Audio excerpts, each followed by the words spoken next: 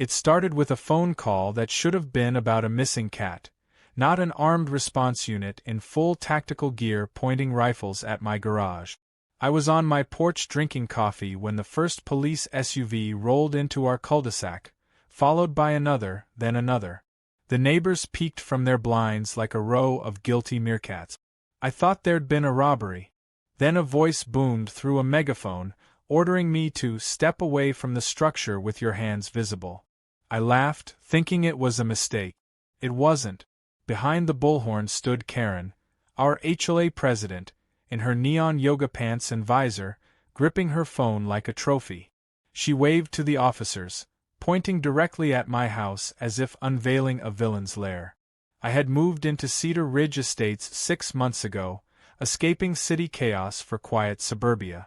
My only sin was building a reinforced workshop in my garage.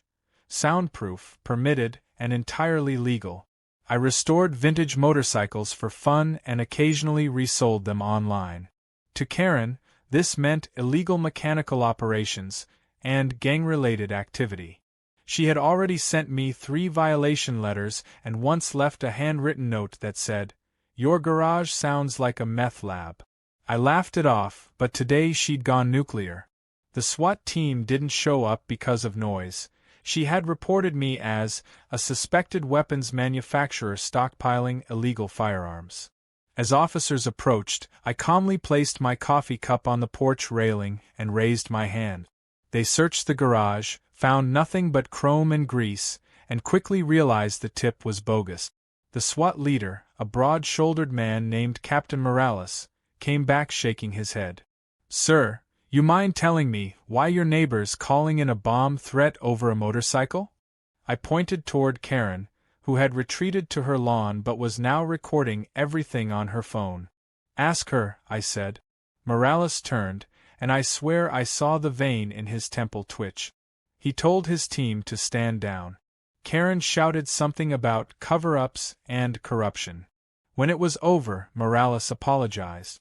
He said they'd file a report marking it as a false alarm. Karen screamed that she had video evidence, and that I was part of a militia.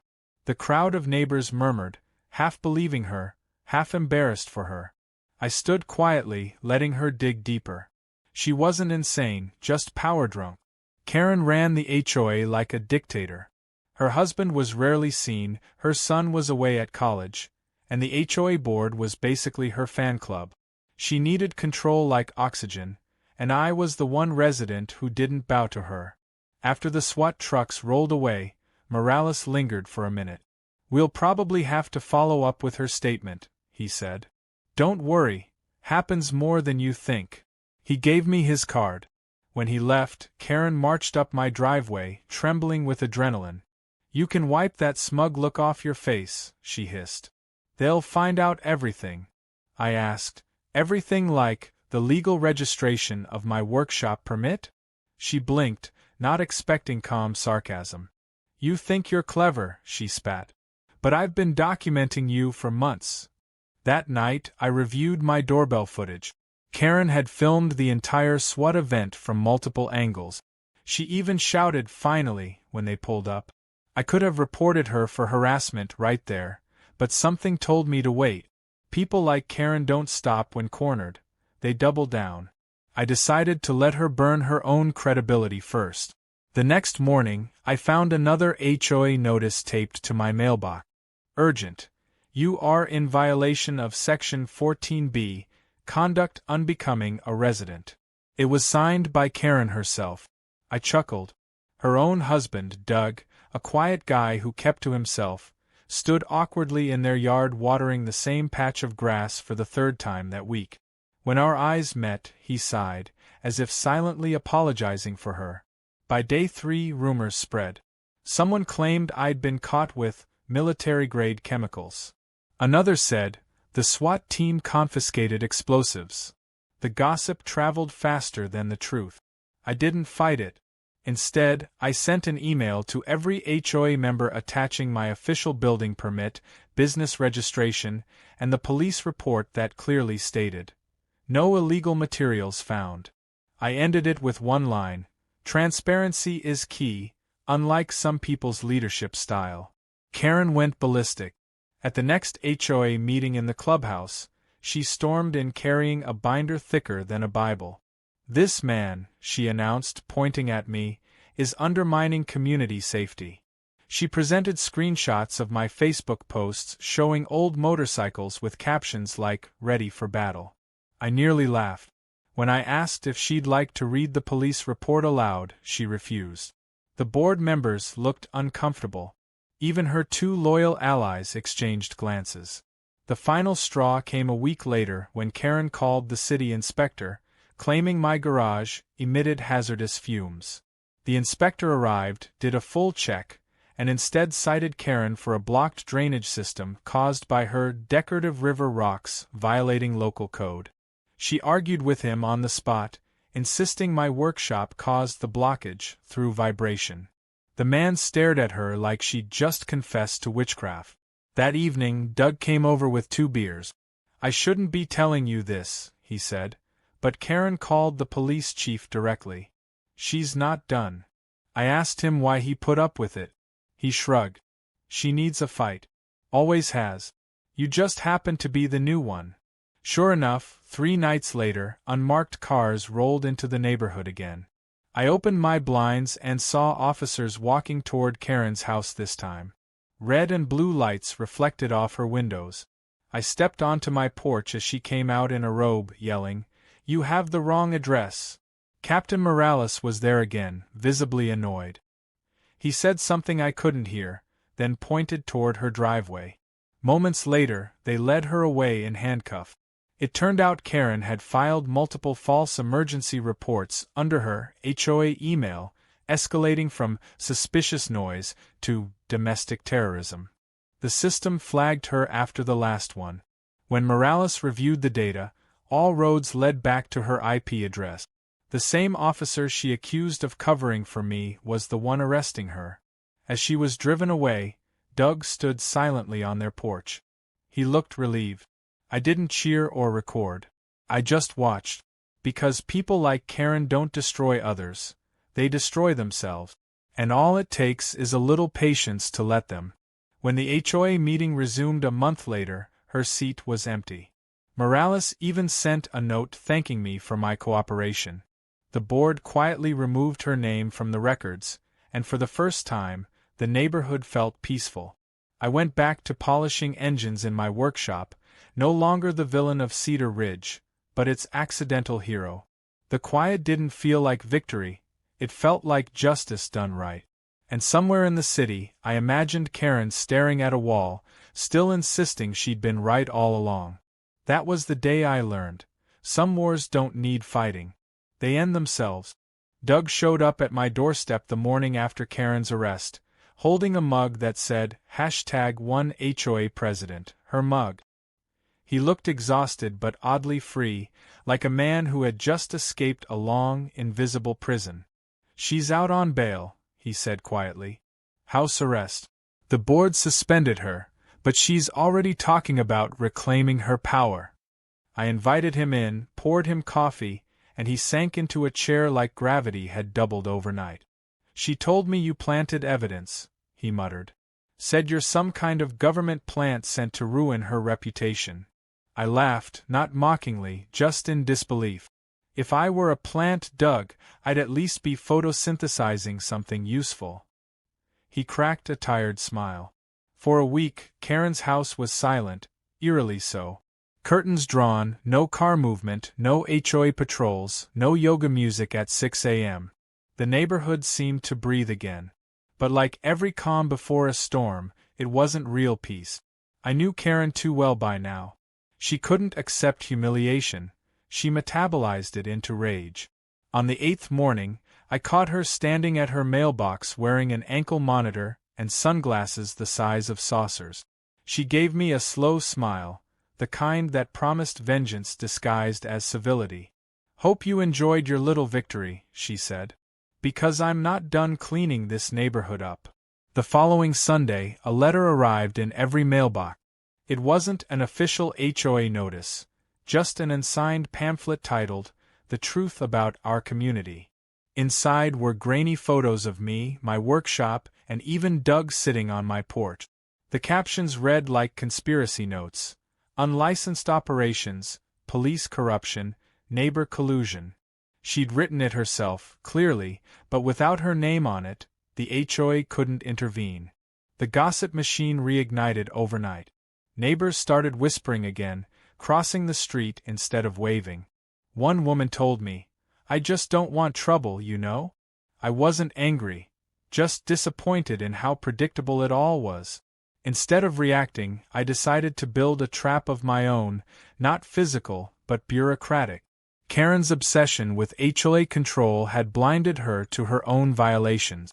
Her house was technically out of compliance. She had installed an illegal security fence with motion lights that pointed into the street, a city code violation.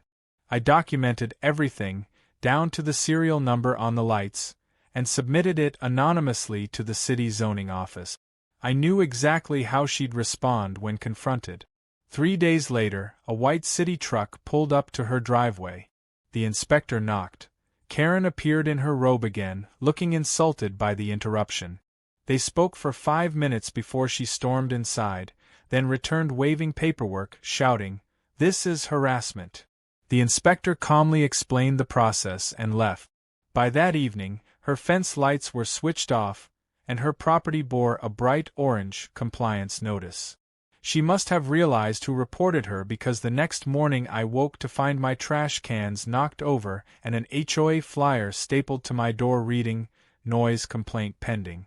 Classic Karen retaliation. That week, Doug stopped by less frequently. When I did see him, he looked ashamed. "She's calling herself acting president again," he told me. "She says the board needs her leadership back or the neighborhood will collapse." I raised an eyebrow. "From what, peace and order?" He gave a helpless shrug. "You can't reason with her. She's building something new, says it'll fix everything." I didn't know what he meant until I saw it. Karen had created a private Facebook group called Citizens for Community Purity. It had the same logo as the HOA but none of its actual authority. She used it to rally residents under the guise of neighborhood safety, posting alerts about supposed suspicious vehicles, mine included. Her posts were half paranoia, half performance. Loud engines near the cul-de-sac again. Possible illegal activity. Stay vigilant, everyone. Within days, 20 people had joined. By the end of the week, it was 50. People love drama more than truth. I could have ignored it, but then she crossed a line. She published my full name and address in one of her posts, accusing me of running an unlicensed weapons ring under the city's nose. That wasn't just defamation, that was dangerous. So, I called Captain Morales. He sounded tired the moment he recognized my voice. "Let me guess," he said. "Your favorite neighbor's at it again?" I explained the Facebook group, the accusations, the personal data. He sighed. "We've already got 2 reports about her online harassment from other residents. Keep screenshots of everything. Don't engage. We're building a case." Karen must have sensed the walls closing in, because she escalated again. Late one night, around 11:30, I saw 2 teenagers sneaking around my driveway. I flipped on the floodlights, and they bolted, dropping a can of spray paint. The next morning, I found "criminal" scrawled in red across my garage door. I reviewed my security footage. The boys were neighbors' kids, likely coerced. I didn't call the police. I just printed the footage, slipped it in an envelope, and dropped it into Karen's mailbox with a note: "You're running out of pawns." For 2 days, silence. Then Doug came over looking worse than ever. "She's hosting some kind of meeting tonight," he said. "At our house. Claims it's a neighborhood safety seminar." I decided to attend. I brought coffee, a smile, and my phone recording discreetly in my pocket. Karen had transformed her living room into a makeshift courtroom. Charts, printouts, and photos lined the walls, all centered around me. She'd built a full case claiming I was behind a network of crimes, citing everything from loud noises to the SWAT raid she had caused herself. The audience sat awkwardly, unsure whether to laugh or nod. When she noticed me standing at the doorway, her face went white. "You weren't invited," she snapped. "Oh, I figured since I'm the topic I'd attend," I said calmly. The room tensed. I asked, "Does anyone here actually believe this?"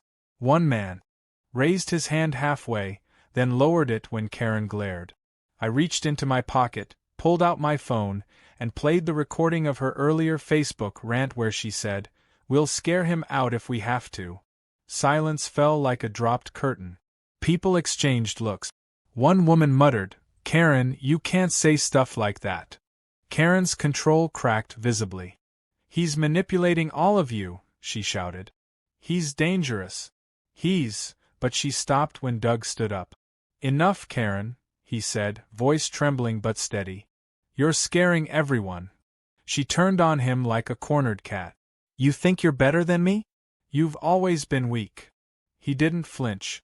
"Maybe. But at least I'm not losing my mind over a man fixing motorcycles." That broke her facade completely. She stormed out, slamming the door so hard the charts fell from the wall. The next morning, I got a text from Morales. She filed a harassment complaint. Claimed you infiltrated her meeting. We dismissed it. Apparently, the department was done playing along. Word spread fast. Half the neighborhood unfollowed her group. The HOA board formally banned her from using its name in any publication. She responded by doubling down again, spreading flyers, knocking on doors, yelling that I was untouchable because of government ties. Then, late one night, she called 911 again. Claimed she heard gunfire. This time, Morales didn't send patrol unit. He sent a mental health crisis team instead. They found her pacing in the backyard, shouting about conspiracies. Doug quietly packed a bag and left that night. For a moment, I felt pity. Watching her unravel wasn't satisfying, it was sad. Power had been her identity, and losing it hollowed her out. Still, I didn't lower my guard. People like Karen didn't fade quietly. They exploded one last time. I could sense it, one final act, something reckless, something public. I didn't know then that her next move would make the first SWAT raid look like a neighborhood picnic. 2 weeks after the so-called safety seminar, Cedar Ridge returned to an uneasy quiet. Karen's Facebook group was still up, but its activity had slowed to a crawl. Most residents had backed away after Doug left her, leaving only a handful of diehards who believed every half-baked theory she posted.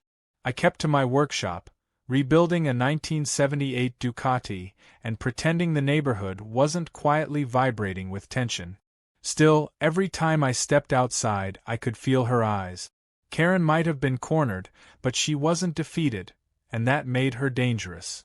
It started with an envelope, thick and official-looking, taped to my garage door. Federal Bureau of Investigation, Notice of Inquiry. My heart skipped, but the paper felt off, too glossy. Inside was a letter claiming that I was under review for violations of the Arms Export Control Act. It listed fake case numbers and ended with a signature, Agent R. Hollins, National Security Division. The font looked like Times New Roman, but the logo was crooked. I almost laughed. Karen had forged an FBI letterhead. That took her obsession to a new altitude of crazy. I called Morales. He didn't laugh. "She's escalating," he said, his tone flat. "We've seen this pattern before. False federal reports can actually trigger real investigations." He asked me to forward the letter, which I did immediately. 2 hours later, he called again, irritation lacing his voice. "You're not going to believe this. She actually sent packets to the field office downtown, addressed to Homeland Security Division.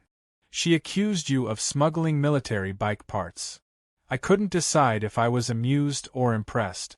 Karen wasn't stupid, she was meticulous, the kind of person who would color-code delusion.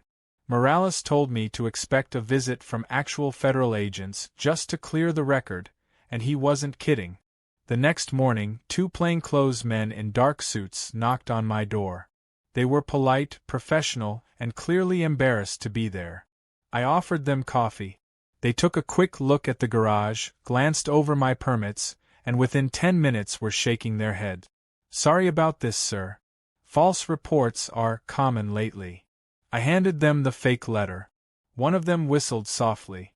"This looks like she downloaded a logo from Google Images." They left, but that visit gave Karen exactly what she wanted: spectacle. Neighbors saw the dark sedans, the suits, the briefcases. By sunset, rumor spread again. Federal agents at his house, someone whispered at the mailbox cluster. Karen, ankle monitor and all, appeared outside just long enough to plant her narrative. "I told you," she said to anyone within earshot. "He's under investigation." She didn't need proof. Perception was enough. For a few days, I played along, pretending it didn't bother me. But I was documenting everything: screenshots, timestamps, video evidence. I even printed copies of her posts and the fake letter. My plan wasn't revenge anymore, it was containment. People like Karen burn down everything, including themselves. You just have to make sure the fire doesn't spread to you. Then, the real twist came. Morales called again, sounding genuinely shaken. "You won't believe this," he said. "She filed a whistleblower complaint, under her HOA title, to the Department of Justice." I nearly dropped my wrench. "She what?" He exhaled. "She claimed she had evidence that a local law enforcement officer, meaning me, was covering for a weapons manufacturer. She included my badge number." That was the first time I heard anger in his voice. "She's dragged my department into this circus," he said. "She's done." He hung up before I could reply. Later that night, Doug texted me for the first time since moving out. "Be careful. She's talking to reporters now." Sure enough, 2 days later, a local news van appeared outside Cedar Ridge, parked conveniently across from Karen's lawn. She stood in front of them like a reality TV contestant ready for her confessional. Her version of events was cinematic. She described me as a military engineer running covert operations from his garage. She called Morales a compromised officer and said she had top-level evidence. The news clip ran once, briefly, framed as a quirky neighborhood dispute. But the damage was done. My name, blurred but recognizable, flashed across the screen next to the words, "Ongoing investigation." I didn't sleep that night. Not because I was scared, because I was furious. There's a kind of anger that doesn't make you shout. It just crystallizes into strategy.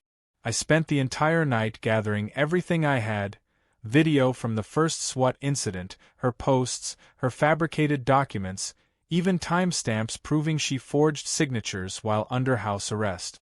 By dawn, I had enough for a federal cyber harassment case. I sent it all to Morales, who forwarded it directly to the district attorney. He called back later that day, his voice low but satisfied. "She's crossed into federal fraud territory now. They're going to audit her communications." But Karen didn't wait to be caught. She went on the offensive. She uploaded a video to her community purity group titled, "The Truth the Police Won't Tell You." In it, she sat on her porch, holding a folder labeled, "Confidential Evidence." Her tone was calm, almost rehearsed. "If anything happens to me," she said, "it's because they're trying to silence me." The comments flooded in, some supportive, others skeptical. But buried among them was a chilling one: "You're right. They're watching." She replied, "Then we fight." Morales sent a patrol to check on her, but when they arrived, Karen was gone. Her ankle monitor had been cut off. They traced her car to a motel 40 miles away, where she'd checked in under her maiden name. She'd apparently been sending packages through the mail, more forged letters, this time to journalists and local officials. Her goal was clear: make the story so loud that someone, somewhere, would believe it. By now, even her loyal followers were backing off. The HOA board released a public statement disavowing her actions. The city council added a note to her record banning her from any community leadership positions. And yet, she didn't stop. From that motel, she recorded a final livestream. I watched it in real time. Her eyes were bloodshot, her voice trembling between defiance and desperation. "They're framing me," she said. "He's behind it all. The man next door. The mechanic. He's dangerous." Then, she held up a stack of documents that looked eerily similar to my workshop permits, except they bore fake signatures and redacted sections. She had forged my paperwork. Within hours, the video was flagged and taken down, but not before a dozen people downloaded and reposted it. That was enough to attract attention from the actual federal office she'd been impersonating. The next morning, unmarked vehicles appeared again, but this time they weren't at my house. They parked across the street, surrounding Karen's home. The neighborhood froze. Curtains twitched. Children were pulled indoors. When the agents went inside, they found her laptop, printer, and a storage box full of forged documents, all labeled HOA evidence. She wasn't home. But inside her car, in the motel parking lot, officers found another folder. Inside were lists of targets. My name, Morales, 2 city officials, and even her own husband's. She had been spiraling into something darker than obsession. It was full-blown paranoia. They issued a warrant for her arrest, this time federal. I heard the news from Doug later that evening. "They got her," he said. "She tried to drive to the news station and hand them her evidence. They pulled her over 3 blocks away." He sounded sad, not relieved. "She's getting evaluated. They're saying she needs treatment." When I hung up, I sat on my porch for a long time, listening to the quiet. The streetlights flickered on, and the wind carried the faint hum of peace, the real kind, not the temporary silence she used to enforce. Still, I couldn't shake the feeling that she'd left one last fuse burning somewhere. People like Karen never stop cleanly. Their chaos lingers like static. A week later, I found out I was right. Morales called. "You might want to check your mail," he said. There was a pause. "It's not from her this time." Inside my mailbox sat an envelope from the federal office she'd been impersonating. Inside was a formal letter thanking me for my cooperation in a developing investigation into fraudulent federal correspondence. They added that due to the unique nature of the case, my name had been temporarily flagged in their system, standard procedure. So, technically speaking, Karen had succeeded in making me part of a federal file, just not the way she wanted. That night, I raised my coffee cup to the darkened street and muttered, "Congratulations, Karen. You finally made me government property." For the first time since moving to Cedar Ridge, I started locking my workshop door at night. It wasn't paranoia, it was exhaustion. The fallout from Karen's federal stunt had spread further than I imagined. The agents had cleared my name completely, but bureaucracy has long shadows.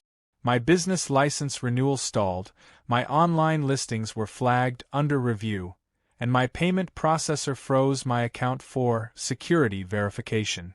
Every time I tried to explain, the support reps responded like I was radioactive.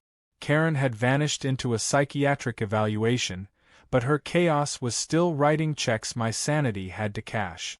I went to Morales's office the next morning. He looked worse than me, red-eyed, collar undone, his desk stacked with reports. "You'd think a woman with an HOA badge couldn't wreck half a city department," he muttered. "But here we are." He slid me a file labeled Community Correspondence. Inside were photocopies of Karen's emails, dozens of them, all written to city council members, journalists, even the mayor's office. Each one wove a story about corruption, government cover-ups, and my supposed secret dealings with law enforcement. What shocked me most wasn't the content, it was the responses. Some officials had actually replied, thanking her for bringing potential misconduct to light. She had people listening, Morales said. Not many, but enough to muddy the water. He leaned back. She's been formally charged with falsifying federal documents, online harassment, and obstruction. But the DA's worried about optics. They don't want to look like they're prosecuting a concerned citizen. That phrase, concerned citizen, stuck in my head. Karen's greatest weapon wasn't her power. It was her plausible deniability. Every outrageous thing she did was wrapped in a thin film of civic duty. She didn't see herself as a villain. She saw herself as the only sane person in a corrupt world. That delusion was her armor. And now, somehow, it was shielding her again. By the weekend, the HOA called for an emergency election to replace her. I attended, mostly out of curiosity. The meeting was tense, with half the board avoiding eye contact and the other half whispering about damage control. When nominations opened, a man named Leonard, Karen's quiet ally who used to collect signatures for her rules, nominated himself. He started his speech with, "Karen's vision was right, even if her methods weren't." I nearly laughed out loud. When the vote came, Leonard won by 2 ballots. I didn't realize it then, but that small victory would set off the next round of chaos. Under Leonard's leadership, the HOA began reinstating community order. Translation: undoing every ounce of normalcy we'd gained. New parking restrictions, new curfews for lawn work, and a reinstated community surveillance initiative, essentially Karen's old spy network, resurrected and legitimized. Within days, small cameras appeared on lampposts and trees, supposedly to deter vandalism. My property, of course, had one aimed directly at my driveway. I reported it. The city shrugged and said, "Private Property Association. Not our jurisdiction." It didn't take long for me to realize Leonard wasn't acting alone. Karen was back in touch, feeding him directives from her treatment facility. Doug told me as much over coffee. "She calls him daily," he said. "She says she's guiding the movement from exile. She's treating it like some political campaign." He gave a bitter laugh. "You know what's worse? He believes her." Sure enough, her ghost was everywhere. HOA emails started including phrases like community purity and preserving the moral standard. It was her language, her tone, her crusade reborn. And this time, she didn't need to be in the room to cause damage. Then came the vandalism. Not the spray paint kind, subtle, surgical things. My mailbox screws loosened overnight. My trash bins vanished. One morning, my water pressure was gone because someone had turned the curbside valve off. Each act was small enough to be deniable but consistent enough to feel like orchestration. I started logging everything with timestamps and photos. When I asked Leonard about it at the next HOA meeting, he smiled politely. "We take all allegations seriously," he said. "But perhaps your activities have drawn attention from outside influences." It was the exact phrasing Karen used to use. That was when I decided to go public. Not in the media, but locally. I printed out a full timeline of everything that had happened since the first SWAT incident. Every fake claim, every police report, every official response. I posted it on the neighborhood bulletin board by the clubhouse. It was 12 pages long, titled, "The Truth About Cedar Ridge." By noon, half the neighborhood had read it. By evening, the HOA took it down. But the damage was done. The illusion of control was cracking. 2 days later, Doug texted me again. "You were right. She's manipulating Leonard. She told him you hacked her emails." I sighed. "And he believed her?"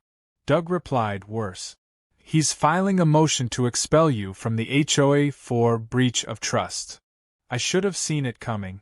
The notice arrived the next morning, a formal demand to cease and desist all defamation of HOA officials.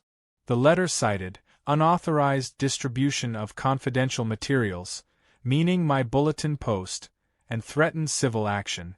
It was signed not just by Leonard, but by Karen herself, co-signing as consultant advisor. My laugh startled even me. She'd found a way back into power through a loophole. But Leonard made a mistake. Attached to the notice was a CC list, and on that list were private email addresses belonging to city employees. That was illegal. HOA communications had to go through official channels. I forwarded everything to Morales, who immediately recognized one of the names. "That's the zoning commissioner," he said. "The same one Karen kept emailing fake reports to. She's bribing her way back into legitimacy." By midweek, federal investigators reopened Karen's file, this time focusing on influence attempts during probation. Leonard tried to claim ignorance, saying she was just an advisor, but the trail was too clear. When the agents visited the HOA office, they seized her correspondence logs. Within hours, the entire neighborhood knew something big was happening. That night, I found Leonard pacing outside his house. "You happy now?" he snapped. "You've destroyed this community." I stared at him. "Karen did that a long time ago. I'm just cleaning up the wreckage." His jaw clenched. "You'll regret this." He stormed off, but his voice carried down the street. "You people don't know who you're dealing with." Apparently, that was true. The next morning, every resident woke up to an email blast from an anonymous address titled Cedar Ridge Truth Files. It contained over 50 attachments, internal HOA messages, financial ledgers, even private complaint record.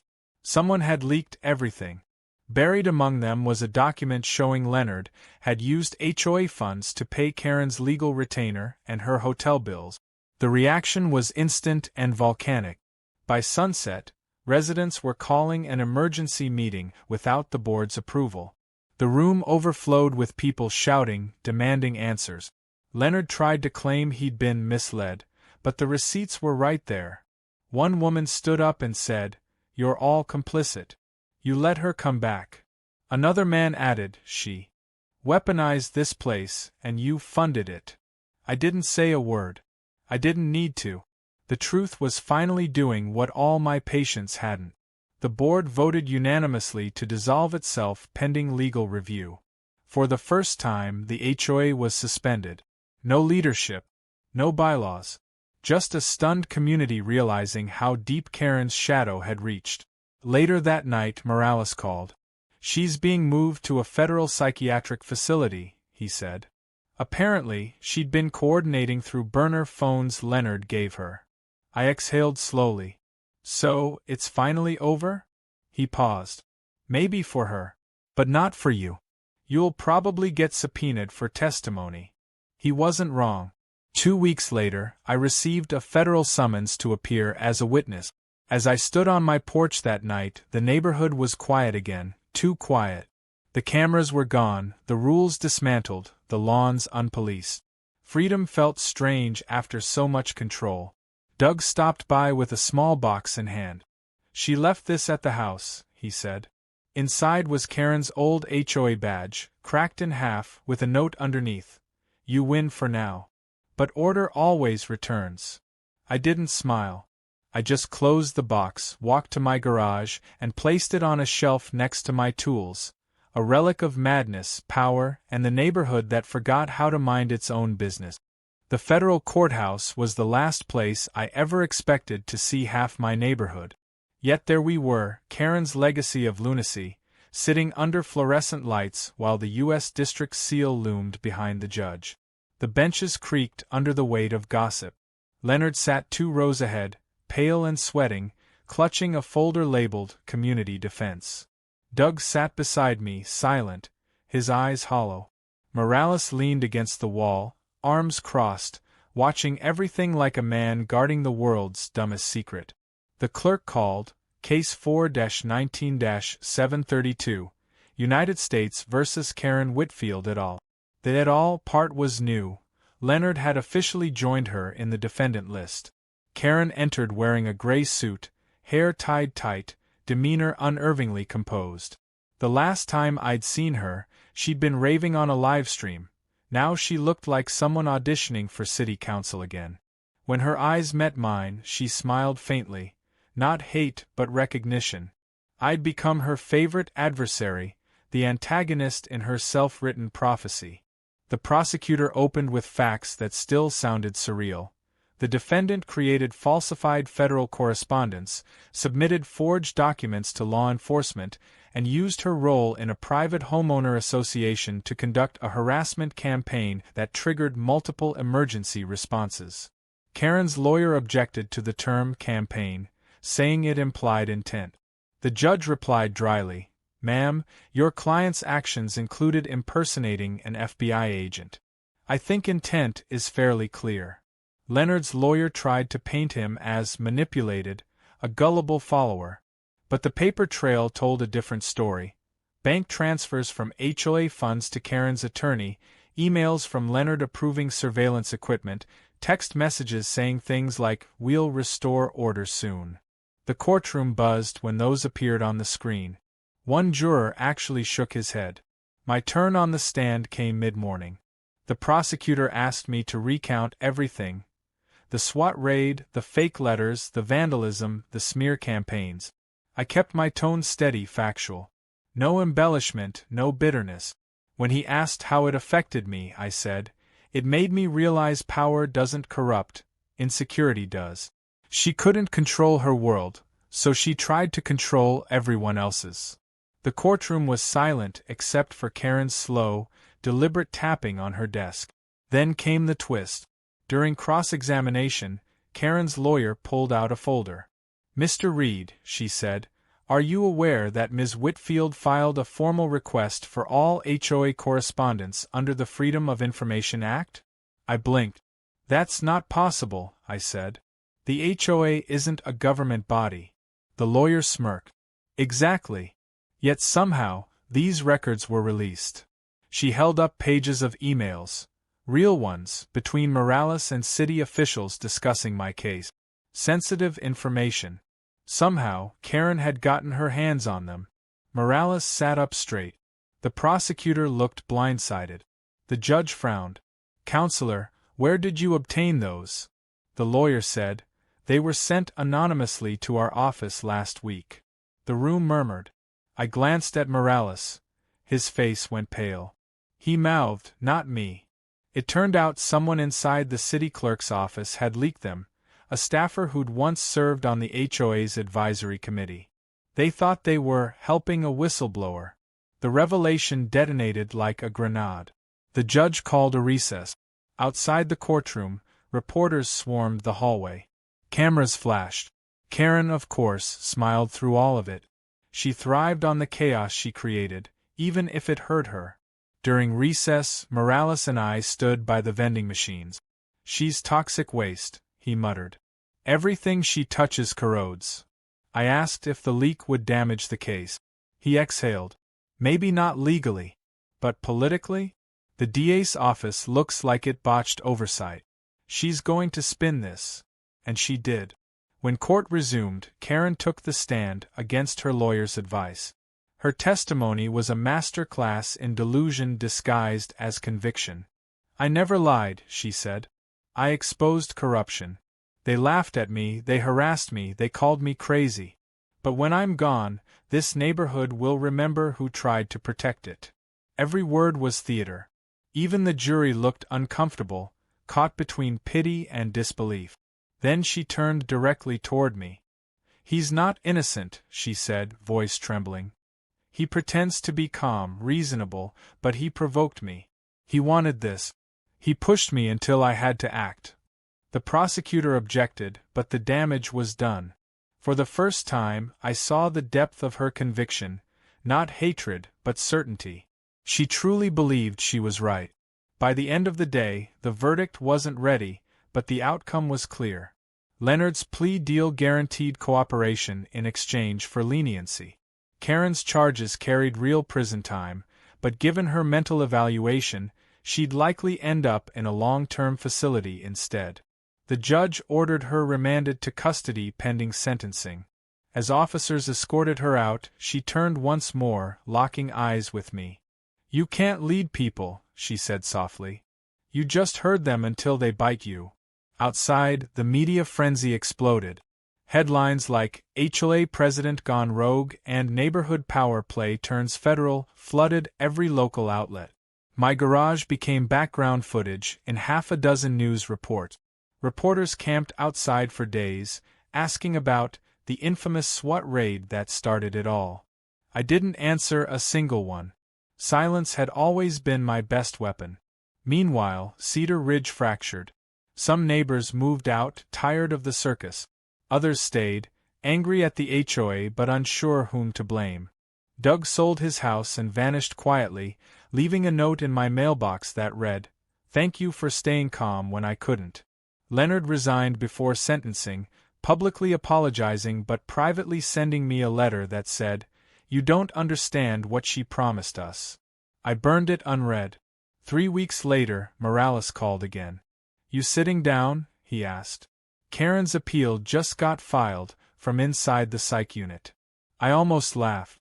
"She's still fighting?" he said. "Not exactly. It's a civil suit. She's suing the HOA for wrongful termination and reputational damage. She's representing herself." At that point, it felt like watching a horror movie you couldn't turn off, the villain always finding a loophole, one last jump scare. But this time, her case went nowhere. The court dismissed it in a day, citing lack of standing. The judge even added a line: "The plaintiff's claims are indistinguishable from fiction." Was the most poetic ending I could have imagined. Except it wasn't the end. 2 nights later, someone left a package at my doorstep. No return address, no postage. Inside was a single flash drive and a handwritten note: "Truth belongs to no one." Against my better judgment, I plugged it in, a folder labeled HOA_archives. Inside were hundreds of audio recordings, emails, and videos documenting Karen's entire operation. Strategy meetings, board discussions, even calls with city staff. She had been recording everything for years. I turned it over to Morales immediately. His team confirmed its authenticity. The recordings didn't just implicate Karen. They exposed a network of small-time graft within the HOA system itself. Kickbacks from developers, zoning favors, under-the-table permits. Karen had accidentally uncovered real corruption while chasing imaginary ones. That irony sat heavy on my mind. A month later, federal investigators raided 2 city offices and 3 developers tied to Cedar Ridge. Karen, in her warped way, had been right. Not about me, but about the system. She just didn't know where truth ended and obsession began. The neighborhood didn't recover overnight. The HOA was officially dissolved, replaced by a voluntary community council. Most of us stopped waving at each other. Too much trust had bled out of the soil. But I kept my garage open, engines humming, because noise, honest, mechanical noise, was the only proof I was still here. Sometimes, at night, I replay the memory of her voice echoing through the courtroom. "You can't lead people." Maybe she was talking about herself. Or maybe she was warning me. That control, once tasted, never really leaves the tongue. I threw out the flash drive after the investigation closed, but the note stayed pinned above my workbench. "Truth belongs to no one." Every time I see it, I remember that monsters aren't always born from hatred. Sometimes they grow from the need to be right. 6 months passed before Cedar Ridge stopped appearing in the local news ticker. By then, the headlines had shifted from HOA president arrested in federal fraud to the usual small-town fare: zoning approvals, school fundraisers, and lost pets. The neighborhood felt hollow, like a stage after the actors had gone home. The lawns still looked perfect, the mailboxes polished, but something had changed under the surface. People spoke softer now, walked faster, and waved less. Karen had infected us with something that didn't go away when she did: suspicion. I rebuilt my life piece by piece. The federal case ended with Karen's transfer to a long-term psychiatric facility in Colorado. Leonard served probation, banned from any HOA involvement for life. Morales was promoted after the corruption probe exposed several crooked officials, though he admitted it felt like a Pyrrhic victory. "She made me a better cop," he said once. "But I'd trade that lesson for the hours she stole from my sanity." My own reputation, oddly, had turned me into a local curiosity. The guy Karen sent SWAT after became something of a legend. People stopped avoiding me and started apologizing in the grocery store. "We didn't know," they'd whisper. I always smiled and said, "You didn't need to." I didn't want sympathy, I wanted silence. Then one morning in early spring, a letter arrived. Real letterhead this time, no crooked logo. It was from the Colorado facility.